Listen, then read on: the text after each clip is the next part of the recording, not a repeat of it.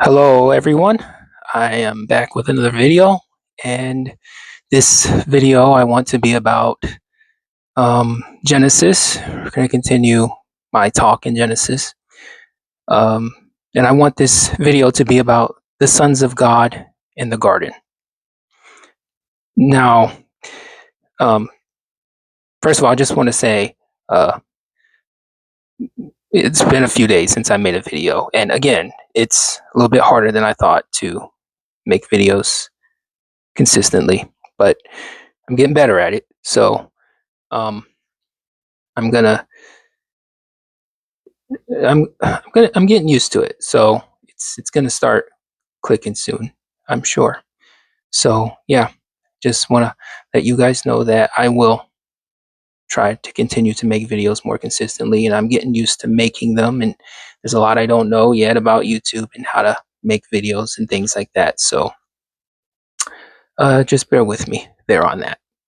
But anyway, I want this video to be about something that I think is pretty interesting, continuing in Genesis about the sons of God in the garden. In my last video, um, I talked about Adam and Eve. If you didn't watch that video, um, I'll try to put a link in the description. I'll try to put a link there. I got to figure out how to do that. If I know how to do it, I'll do that. But in my last video, I talked about how Adam and Eve were the gods in the cosmic mountain in the garden. The garden is the cosmic mountain, and they were the gods, and that they shared in the divinity of God, and that the gods that we see in myth and things like that were the descendants of Adam, um, and that we essentially, the descendants of Adam, essentially were the gods. We were meant to be the gods, the watchers over the earth, the overseers, the messengers. These are all angelic beings that were seen as gods, rulers, or judges. That was the role Adam was given. He was called to take dominion of the earth. Um, that word dominion implies rule and authority and judgment, even. And so it's perfectly consistent to understand that we were the gods in the cosmic mountain. Now, with that being said, I want to talk about who are the sons of God and why it matters. So, first, let's talk about why it matters. So, it matters because, again, and I talked about this in my last video, it's important to understand our origin of where we came from, and where are we to return.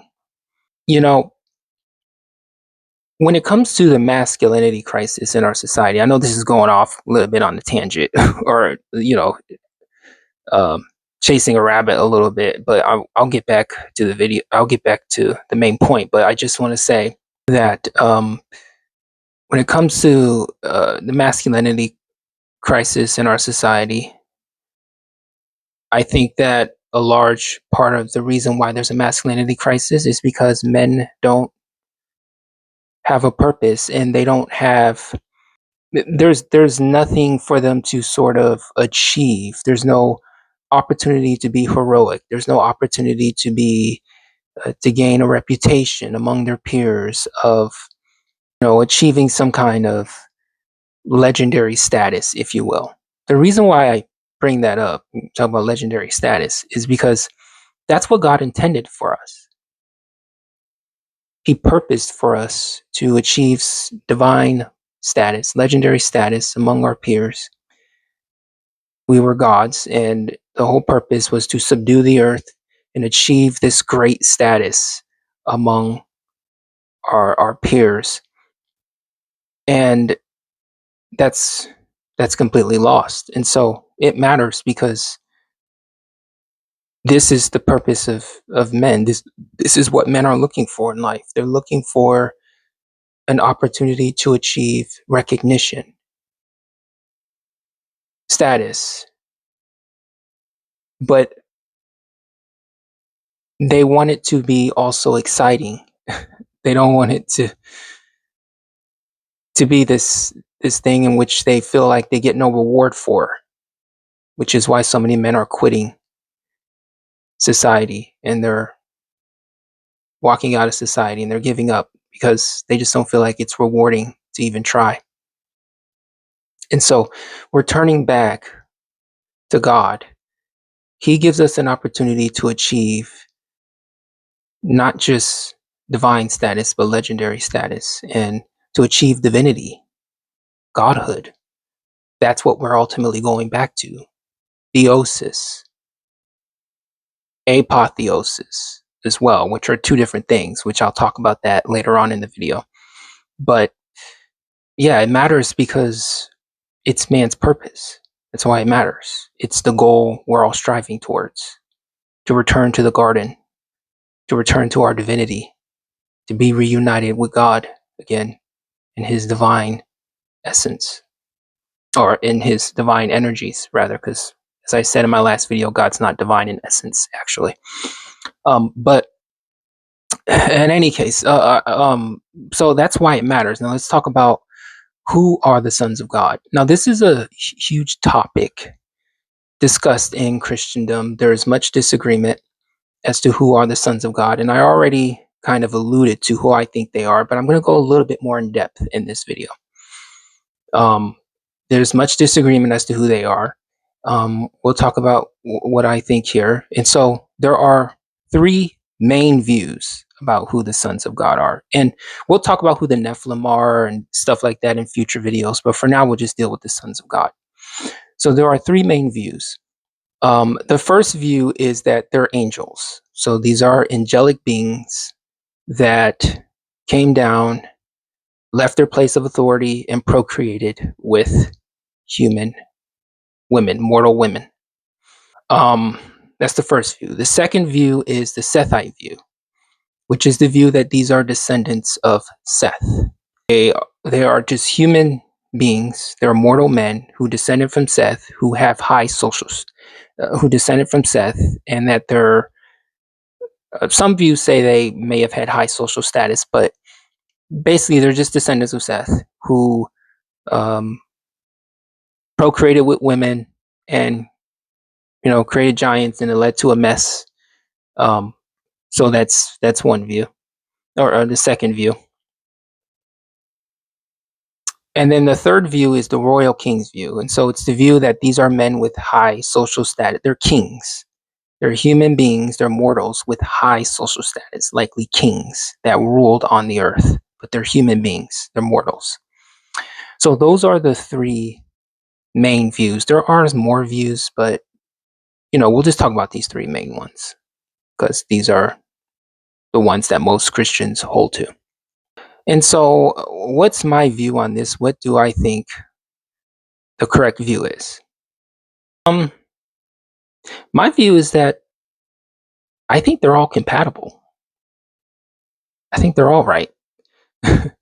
There's no reason why all three views can't be the case. And we're going to talk about how they can all three be true. Okay. So, first of all, I want to talk about the term and the phrase, the sons of God, and what that term means. So, in the original Hebrew, it means, it's Elohim. It's translated as Elohim. And Elohim, the word is typically used for God in the singular. In the plural, it's used for gods, plural.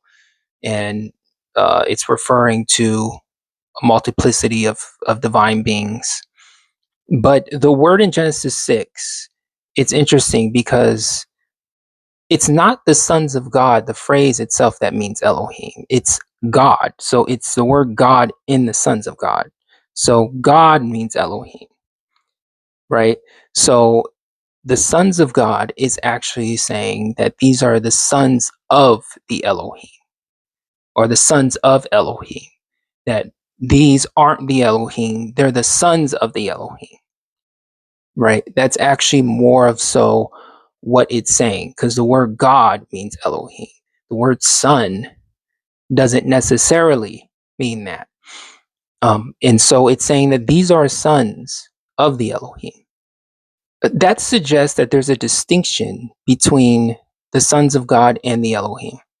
Some people think that the sons of God here in Genesis 6 are taught. This is the Elohim. This is the divine council, the gods or whatever, like the angels that were interacting with Abraham and Isaac. It's those beings. I don't think that's the case. These are beings that have a relation to those beings, to those angelic beings that interacted with the patriarchs and the Israelites. But they're not the same beings. They seem to be distinct. When you look in the original, they're the sons of the Elohim. They're the sons of the divine council. It seems to suggest that they were somehow commissioned by the Elohim to administer judgment over the world and rulership over the world, that they were given their authority by the Elohim, that they are not the Elohim themselves.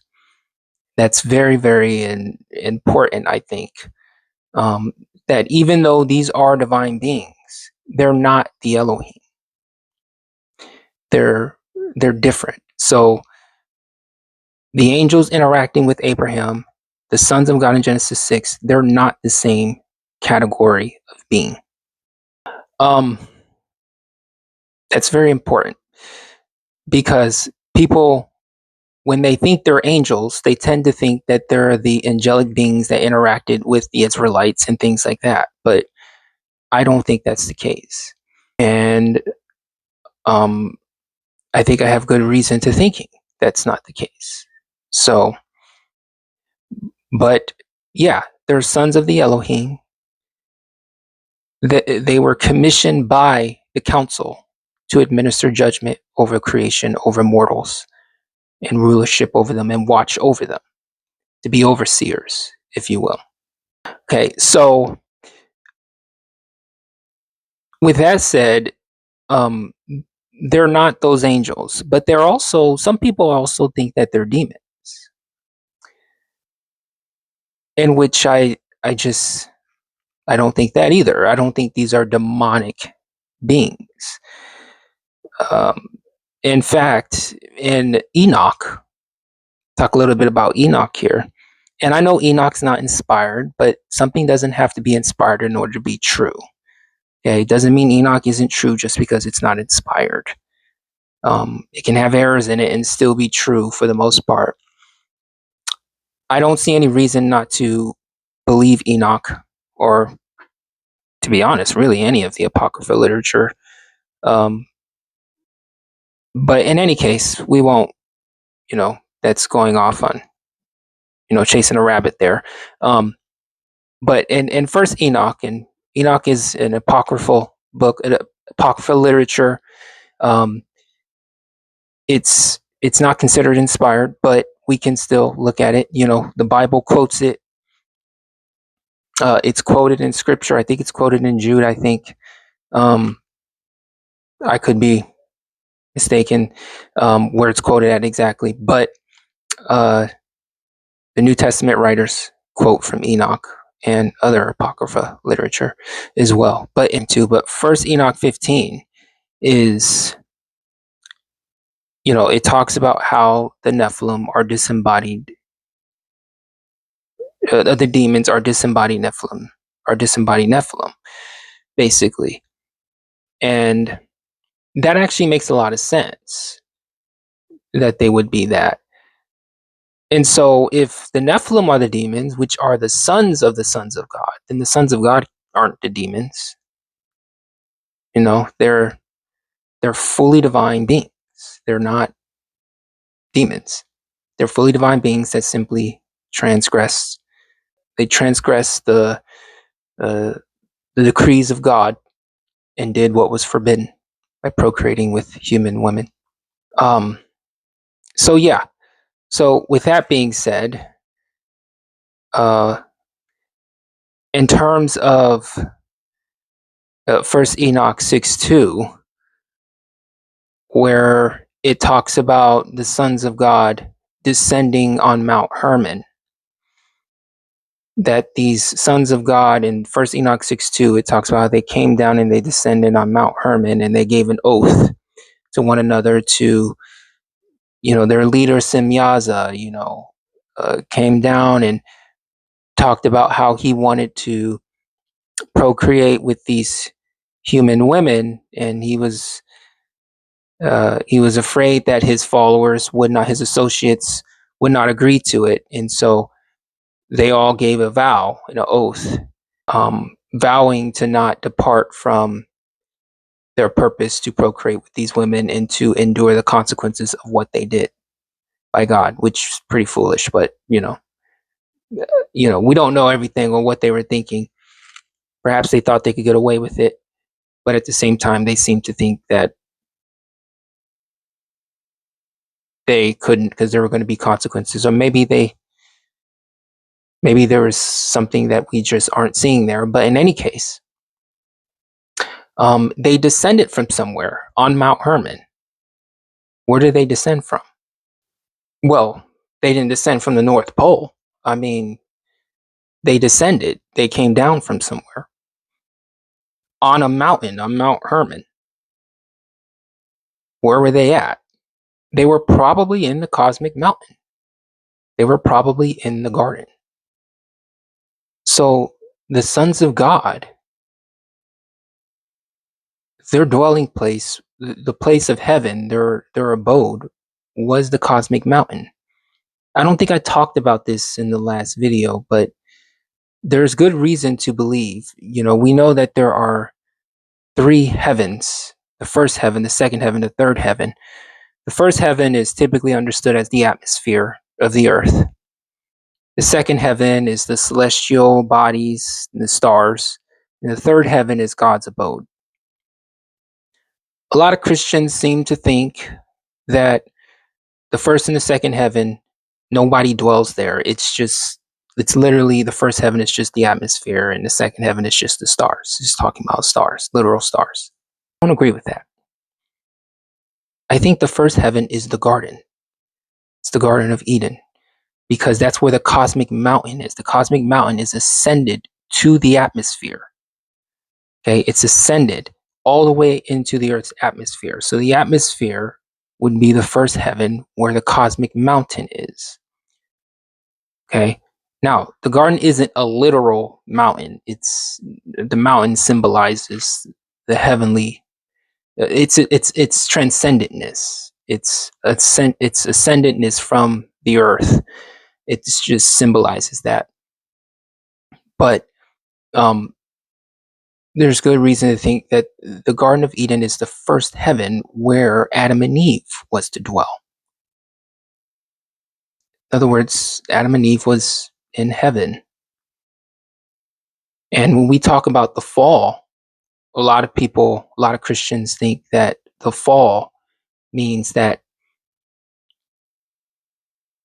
Adam and Eve, when they fell into sin. No. When Adam and Eve fell, they fell from the cosmic mountain. They fell from their divinity. And they fell to the earth, into their default state, which is their humanity. So they fell from their divinity into their humanity. Our human nature is our default state. It's our default condition. It's not the condition that God originally intended for us to be in. It is inherent to us, but it's our default state in that it's what we are when we're separated from God, basically. So our purpose was to be united with God's divinity. And when we're united with his divinity, we are divine. But when Adam and Eve fell, they lost that divine power. They lost that divine power and fell into their default state, which is human being. They fell to the earth. They fell from heaven to the earth. That's what it means to be fallen. It means to be an earth dweller. That's what a fallen creature is. Now, with that being said, let's talk about the 3 views more deeply and how we can reconcile them. So let's look at first the angelic view. And we'll look at the angelic view, the Sethite view, and the royal king's view. How do we reconcile these views? If they're all compatible, how can you reconcile them? Well, the angelic view, how in what sense are these angels? Now, again, they're not the angels that we see interacting with Adam and Eve. They're not those angels. Okay. They're angels in the sense that these are men who were given the role of an angel. Okay. An angel is just a role. It just means messenger. Okay. We know human beings in the Bible were given the role of an angel, and they were sometimes given divine powers with that role. Many examples. Moses, he can do miracles. Elijah, Elisha, Samuel even did some things. He had prophetic powers. And then many of the saints in the New Testament, like the apostles, they were messengers and they had divine abilities.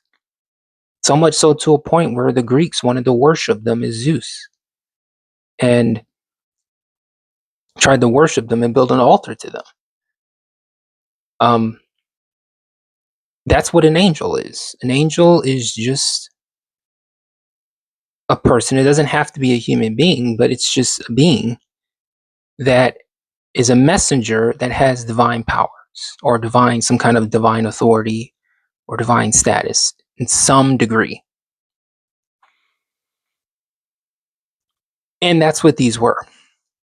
These were men, meaning they had human bodies, real physical human bodies, that were given the role of an angel or a messenger or a watcher, and they were granted divine powers by the Elohim, by the divine council. So the divine council commissioned them to be watchers or angels over the earth, and they gave them divine powers to accomplish that role. That's what I believe it means when the Bible talks about their angels. And their dwelling place was in the garden, the cosmic mountain, the first heaven. And that's why they were sons of the heavens, as Enoch refers to them as. Now, moving on to the second view. The second view is the Sethite view. This is important. Do I believe that these were descendants of Seth? Yes, they were descendants of Seth as well. Here's how. Like I said, when I talked about the angelic view, men,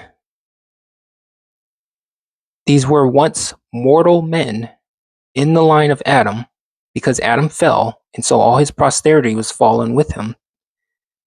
But at some point within the line, coming from Seth, we read actually in Genesis 4:26 that men began to call on the name of the Lord after Enosh was born. Men began to call on the name of the Lord in Enosh, or in Genesis chapter 4. We read that. These men seem to be in the line of Seth because it's referring to the genealogy of Seth. So these were once mortal men, human beings, who ascended to a divine state and regained their divine abilities and their divine role that Adam lost when he sinned in the garden. So they were returning to the cosmic mountain. They were reascending to the first heavens. Okay. These were men who achieved some kind of theosis, if you will. And divinity. And the Elohim commissioned them to be watchers over the earth. They were descendant from Seth. And they were given this divine role, right?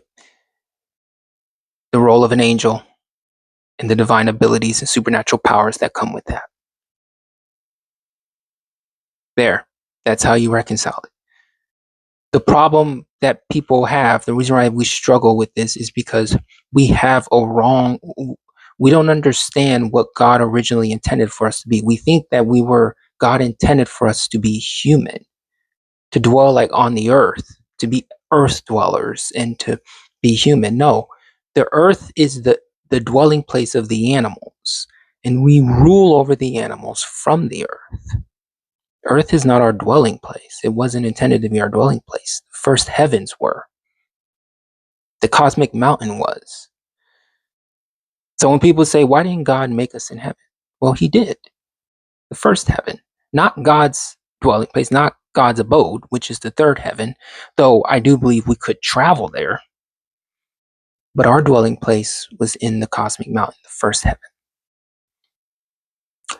And that's where these descendants of Seth reascended to, mortal men achieving theosis. And we read about mortal men achieving apotheosis or theosis in myths and things like that, mortal men achieving divinity in some way.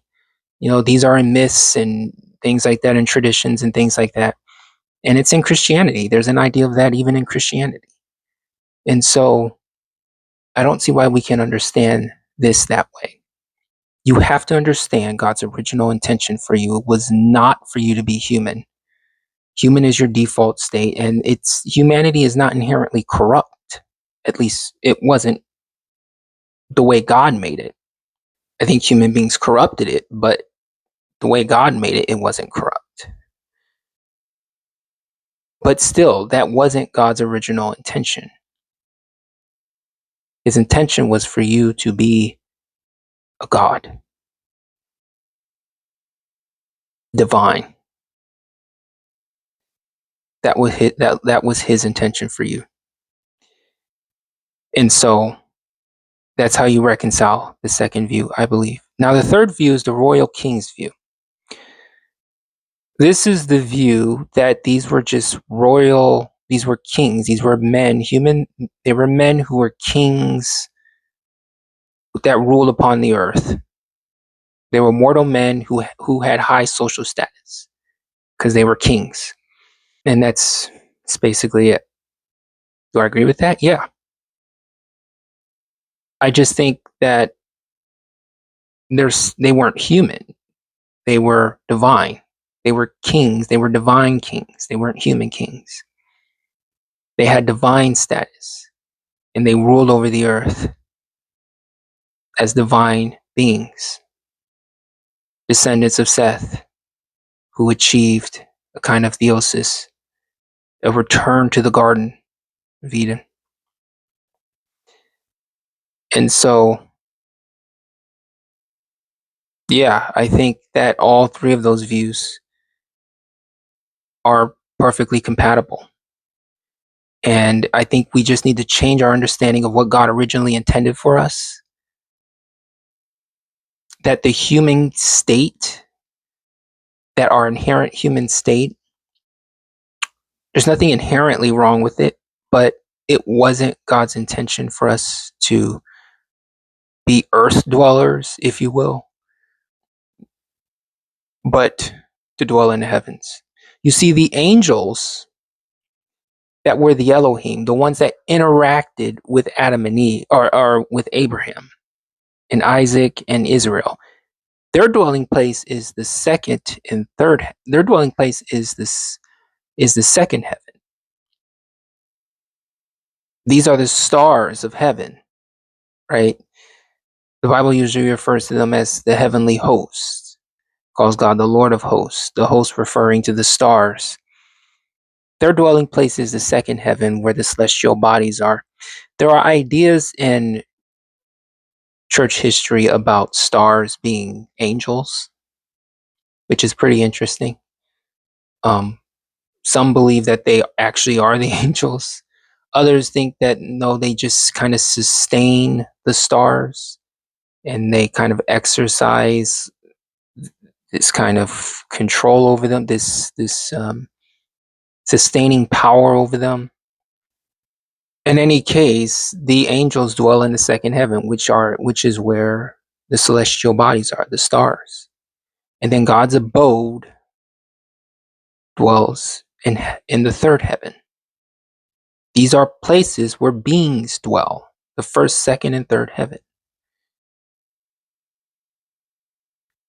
They're not empty of life. Okay?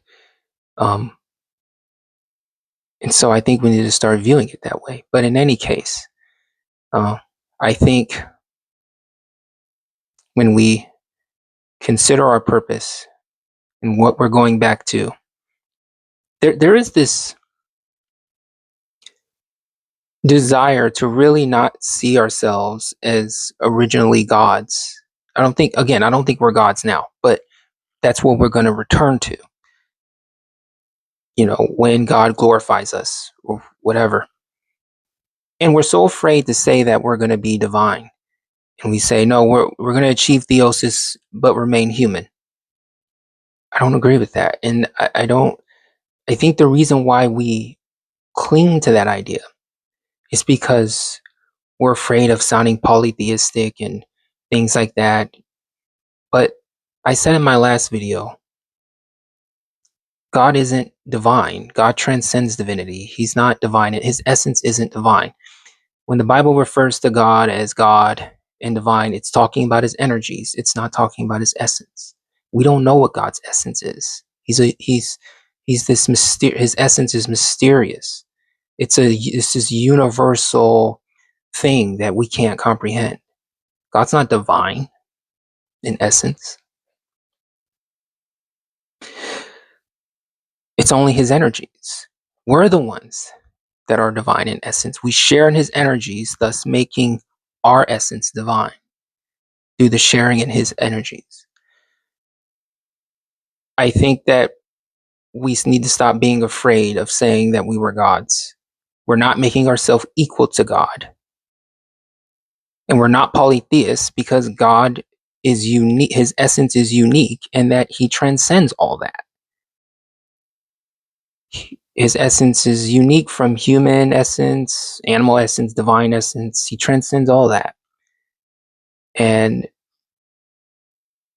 in that sense, he's unique.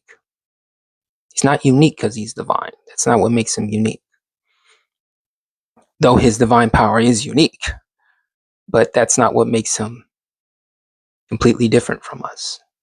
So stop being afraid of that and understand what your true purpose is. It wasn't to remain human. It was to transcend your humanity and reunite with God's divinity. And you might say, well, this sounds like, pantheism or some new age nonsense or whatever. Look, I think that people need to be more open-minded about this stuff. I think that this is exciting. These are exciting things. And if you want to be motivated in the Christian life, you have to understand that the thing that's going to motivate you is that which excites you. Okay? Why would you want to why would you not want to be divine? Makes no sense. If you're afraid of polytheism or being equal to God, God's beyond all that. Stop fearing that. He's beyond all that. You don't know what God is. You don't know what God is. No one knows what he is. The angels can't even comprehend what he is fully. So, yeah. So I encourage you to think about this and think through it. And if you have any questions, make them in the comment section below, and ask me anything. I'm going to try to do a new setup. My setup is kind of lousy, but I'm just starting off, so I'm trying to get things in order and things like that. So, but if you have any questions, leave them in the comment section. Tell me what you think about this view, that they're all compatible. And I want to talk more about these things, talk about the Nephilim and all this stuff, and other things as well, obviously. But if you have any topics you want me to discuss, let me know as well. I'll be happy to hit on them. If there are sins you struggle with or things like that or anything like that, let me know. I want to help in that too, just in all areas of your life and teaching and living a life in victory and things like that, so yeah. Yeah, so leave a comment, subscribe, hit the like button, share it, the notification bell, do all that good stuff, please. And I guess I'll see you in the next video, in which I would try to make really, really soon. Okay, so